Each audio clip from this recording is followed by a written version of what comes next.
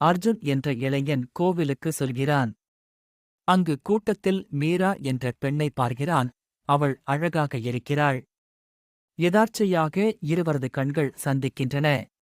அவனுக்கு சொல்ல வார்த்தைகள் இல்லை. அந்த ஒரு பார்வை அவனை ஏதோ செய்துவிட்டது. சொல்ல வார்த்தைகள் இல்லாமல் தவிக்கிறான் அவளை பார்த்து.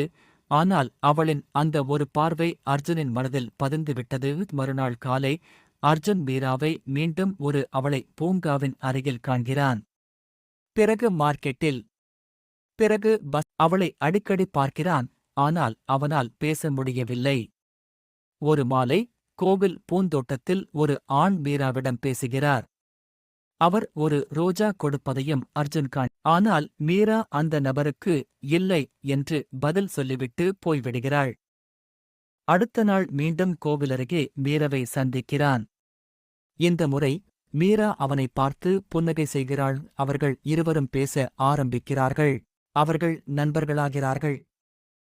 அவர்கள் கோவில் பூந்தோட்டத்தில் தினமும் பேச நடக்க ஆரம்பிக்கிறார்கள். ஒரு மாலை பொழுதில் சூரிய அஸ்தமன நேரத்தில் அர்ஜுன் மீராவிடம் தன் காதலை வித்தியாசமாக சொல்கின்றான். மீரா, நான் உன்னை காதலிக்க ஆரம்பித்துவிட்டேன்.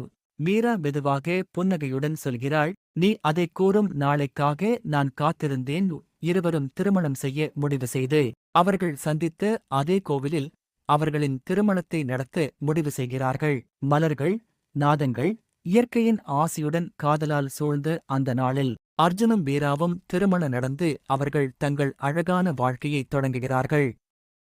இந்த கதை உங்களுக்கு பிடிச்சிருந்தால் மறக்காமல் சப்ஸ்கிரைப் பண்ணிடுங்க. நன்றி. மீண்டும்